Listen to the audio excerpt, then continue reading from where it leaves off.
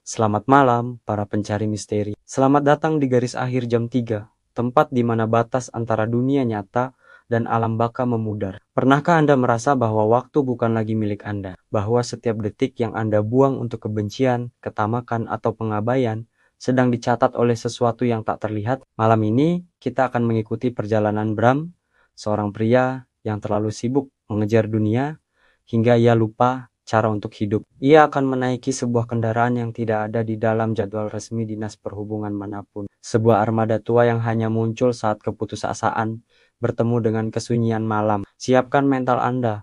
Pastikan pintu rumah sudah terkunci rapat. Karena setelah cerita ini dimulai, Anda mungkin akan berpikir 2 kali untuk pulang larut malam sendirian. Inilah bis terakhir yang tak pernah sampai. Garis akhir jam 3. Hujan malam itu tidak seperti biasanya. Air yang turun dari langit terasa berat dan berbau anyir tanah.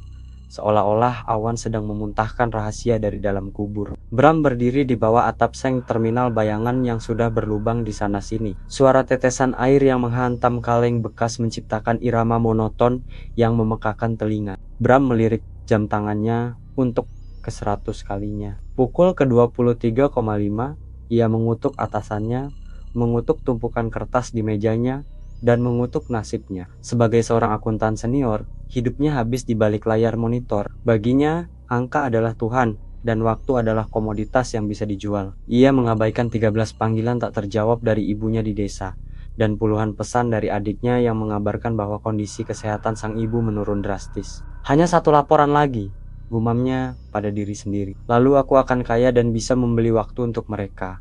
Namun, terminal itu terasa aneh. Biasanya, masih ada pedagang asongan atau gelandangan yang tidur di bangku panjang. Malam ini, kosong. Hanya ada kabut tipis yang mulai merayap dari arah hutan di belakang terminal. Lampu neon di atas kepala Bram berkedip-kedip, mengeluarkan suara sebelum akhirnya meledak kecil dan mati total. Kegelapan menyergap tiba-tiba dari arah tikungan yang gelap, cahaya kuning pucat membelah kabut. Itu bukan lampu LED modern yang terang, melainkan cahaya redup dari bohlam tua yang seolah-olah kelelahan. Sebuah bus muncul, bodinya terbuat dari besi tua yang berkarat hebat. Cat birunya sudah mengelupas memperlihatkan lapisan logam yang tampak seperti luka yang menganga. Bus itu berhenti tanpa suara rem. Pintu lipatnya terbuka perlahan, mengeluarkan bunyi engsel yang berkarat. Krek, Bram ragu sejenak.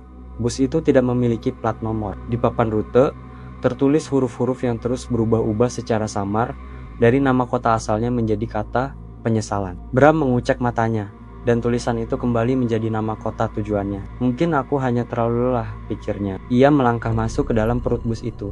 Langkah pertama Bram di dalam bus disambut oleh aroma yang mencekik. Itu adalah bau melati yang sangat kuat, namun bercampur dengan bau debu pengap dan aroma formalin. Lantai bus dilapisi karet hitam yang licin dan basah, seolah-olah baru saja disiram air, atau mungkin cairan lain. Bram melihat ke arah deretan kursi.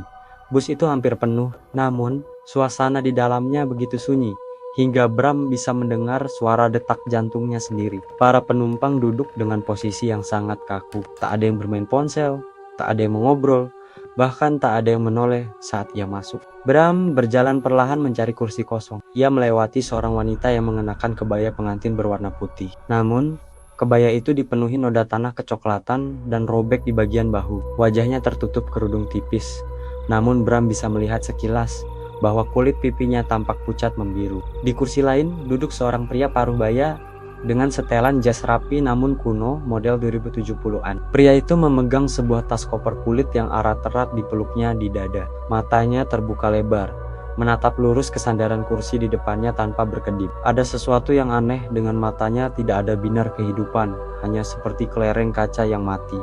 Bram duduk di kursi paling belakang. Ia mencoba mencairkan suasana. "Malam Pak, ini bus langsung ke pusat kota?" tanyanya pada pria di sebelahnya. Pria itu yang mengenakan seragam buruh pabrik yang lusuh tidak menyahut. Ia perlahan menoleh ke arah Bram.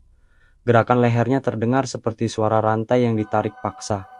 Saat wajahnya terlihat, Bram menahan napas. Setengah dari wajah pria itu tampak hancur, rata seperti habis tergilas beban berat, namun tidak ada darah yang mengalir. Hanya daging abu-abu yang mengeras. Bram terlonjak. Punggungnya menabrak sandaran kursi. Ia ingin berteriak, tapi suaranya tercekat di tenggorokan. Bus mulai melaju, namun tidak ada sensasi percepatan. Bram melihat keluar jendela, dan jantungnya seakan berhenti berdetak. Terminal tadi sudah hilang, digantikan oleh pemandangan yang tidak masuk akal. Di luar sana tidak ada jalan raya, tidak ada tiang listrik, tidak ada lampu kota. Yang ada hanyalah hamparan padang ilalang berwarna abu-abu di bawah langit yang berwarna merah tembaga. Pohon-pohon di pinggir jalan tampak seperti tangan-tangan manusia yang kurus, melambai-lambai ditiup angin yang tidak bersuara. "Kita di mana?" bisik Bram pada dirinya sendiri. Tiba-tiba suara tawa kecil terdengar dari arah depan. Seorang anak kecil laki-laki berusia sekitar 7 tahun berdiri di lorong bus. Ia memegang sebuah bola kasti yang sudah kusam. Anak itu berjalan mendekati Bram dengan langkah yang menyeret. "Om mau main?" tanya anak itu. Suaranya datar, tanpa emosi. Bram melihat kaki anak itu. Ia tidak memakai sepatu, dan kakinya tampak transparan, memperlihatkan tulang-tulang putih di dalamnya. "Nak, tolong katakan pada Om, bus ini mau kemana?" tanya Bram dengan suara gemetar. Anak itu berhenti tepat di samping kursi Bram. Ia mendongak, memperlihatkan matanya yang sama sekali tidak memiliki bagian putih, hanya lubang hitam pekat yang dalam. "Bus ini tidak pergi kemana-mana, Om. Bus ini hanya mengumpulkan apa yang tertinggal." Anak itu menjatuhkan bolanya. Bola itu membal, tapi setiap kali menyentuh lantai, suaranya seperti dentuman lonceng gereja yang berat. Bram menyadari ia harus keluar. Ia berlari ke arah depan, bermaksud memaksa sopir untuk berhenti. Namun, saat ia mendekati area kemudi, ia melihat sesuatu yang lebih mengerikan. Dari semua penumpang digabung menjadi satu. Sopir itu tidak memiliki tubuh yang utuh. Ia tampak seperti gumpalan asap hitam yang berbentuk manusia, mengenakan topi resmi awak bus yang sudah compang-camping. Tangannya yang memegang setir adalah tulang belulang murni yang bercahaya keunguan. "Berhenti! Turunkan saya!" teriak Bram sambil memukul-mukul pembatas kaca. Sopir itu tidak menoleh, tapi sebuah suara bergema di seluruh kabin bus, masuk ke dalam pori-pori kulit Bram. Setiap penumpang telah membayar tiketnya. "Mana tiketmu, Bramasta?" Saya tidak punya tiket. Saya baru naik tadi. Tiket di bus ini tidak dibeli dengan uang." Suara itu melanjutkan, terdengar seperti gesekan amplas pada kayu. "Tiketmu adalah beban yang kau bawa di punggungmu. Tiketmu adalah air mata ibumu yang kau biarkan jatuh demi angka-angka kosong di bankmu." Tiba-tiba, tas laptop Bram yang ia dekap terasa sangat berat. Rasanya seperti membawa ratusan kilogram batu. Ia membukanya, dan alih-alih berisi laptop, tas itu penuh dengan tumpukan jam dinding yang semuanya berjalan mundur dengan sangat cepat. Setiap detik yang berdetak mundur di jam, wanita berkebaya pengantin tadi berdiri dan menghampiri Bram. Ia membuka kerudungnya. Wajahnya cantik, namun di lehernya ada bekas jeratan tali yang sangat dalam hingga hampir memutus lehernya. "Aku menunggu calon suamiku di bus ini selama 40 tahun, katanya dengan nada lirih. Dia bilang dia akan menyusul setelah pekerjaannya selesai. Dia tidak pernah datang, dia lebih memilih kantornya daripada janji sucinya. Dan sekarang, dia ada di kursi depanmu, masih memegang koper kerjanya, tidak menyadari bahwa dia sudah mati sejak 30 tahun lalu." Bram menoleh ke arah pria berjas yang memegang koper. "Benarkah itu masa depan, Bram? Menjadi jiwa yang tersesat dalam rutinitas, bahkan setelah kematian menjemput? Kalian semua, kalian adalah orang-orang yang mengabaikan hidup demi hal sia-sia?" tanya Bram. Air mata mulai mengalir di pipinya. "Kami adalah mereka yang mengira nanti adalah waktu yang tak terbatas," sahut si buruh pabrik yang wajahnya hancur. "Aku bekerja lembur setiap hari untuk membangun rumah mewah, sampai mesin pabrik menghancurkan kepalaku sebelum aku sempat tidur satu malam pun di rumah itu." Bus itu kini mulai melaju menanjak. Di depan sana ada sebuah jembatan yang terputus di tengah-tengah jurang yang apinya menyala-nyala. Jembatan itu tampak seperti mulut raksasa yang siap menelan apapun. "Itu adalah pemberhentian terakhir," bisik si anak kecil. "Tempat di mana waktu benar-benar habis." Bram jatuh terduduk. Ia teringat wajah ibunya. Ia teringat masa kecilnya ketika uang bukan apa-apa dan pelukan adalah segalanya. Ia merogoh sakunya dan menemukan ponselnya. Keajaiban terjadi. Layar ponselnya menyala, namun hanya menampilkan satu kontak, ibu. Ia mencoba menekan tombol panggil. Sinyal tidak ada, tapi ia terus menekan dengan sisa tenaganya. "Maafkan aku, Bu.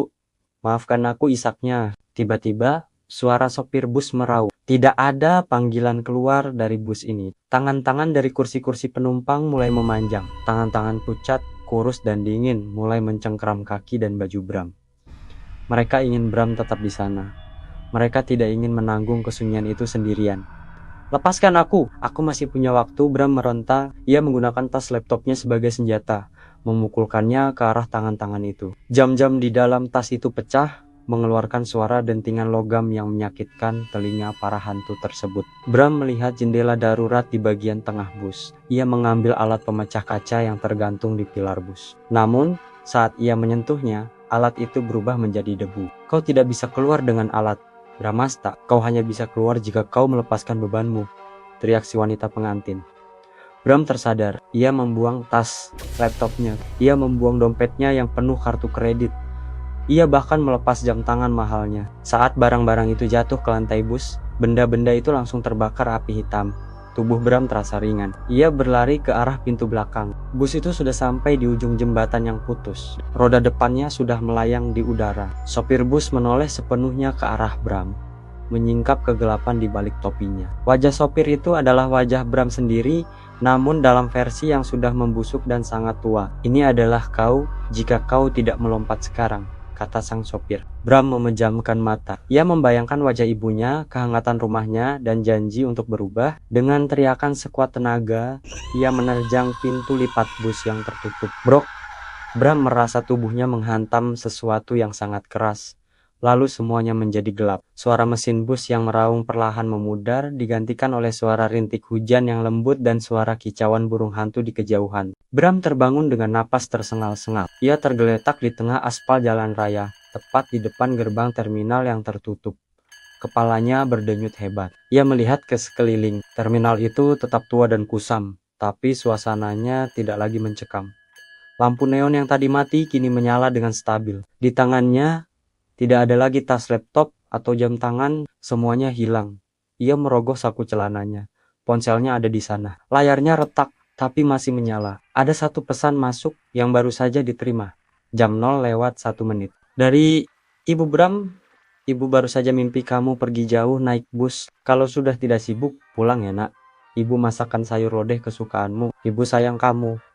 Bram menangis di tengah jalan yang sunyi itu. Ia baru saja lolos dari sebuah perjalanan yang tidak ada ujungnya. Ia menyadari bahwa bus itu adalah peringatan, atau mungkin sebuah kesempatan kedua yang jarang diberikan kepada siapapun. Ia berdiri, tidak lagi memikirkan laporannya, tidak lagi memikirkan uangnya. Ia mulai berjalan kaki menuju arah pulang, meninggalkan terminal bayangan itu. Namun, saat ia menoleh ke belakang untuk terakhir kalinya, ia melihat di kejauhan, di ujung jalan yang tak terjangkau lampu. 2 titik lampu kuning redup kembali menyala. Bus biru tua itu kembali bergerak, mencari penumpang lain yang terlalu sibuk untuk hidup, siap untuk membawa mereka ke tujuan akhir yang tak pernah sampai. Kisah Bram mungkin berakhir dengan sebuah kesempatan kedua, namun tidak semua orang seberuntung itu. Di luar sana, di jam-jam rahasia antara tengah malam dan fajar, bus itu masih berkeliling. Ia tidak mencari mereka yang ingin bepergian, ia mencari mereka yang sudah tersesat dalam ambisi dan kelalaiannya sendiri. Pesan moralnya sederhana. Jangan biarkan pekerjaanmu menjadi makammu sebelum waktunya. Hargailah orang-orang yang mencintaimu selagi waktu masih berdetak maju, bukan mundur. Terima kasih telah menemani perjalanan mistis malam ini hingga usai. Jika bulu kuduk Anda merinding atau cerita ini memberi Anda pelajaran berharga, dukung kami untuk terus menyajikan konten horor berkualitas. Ayo, klik tombol subscribe sekarang juga. Jangan lupa berikan like, tuliskan pendapatmu di kolom komentar tentang apa yang akan kamu lakukan jika berada di posisi Bram, dan share cerita ini kepada teman-temanmu agar mereka juga waspada saat menunggu bus terakhir. Aktifkan lonceng notifikasinya, karena setiap Jumat malam akan ada pintu misteri lain yang terbuka hanya untuk Anda. Selamat malam dan hati-hati di jalan pulang. Jangan menoleh ke belakang jika mendengar suara rem bus yang berkarat.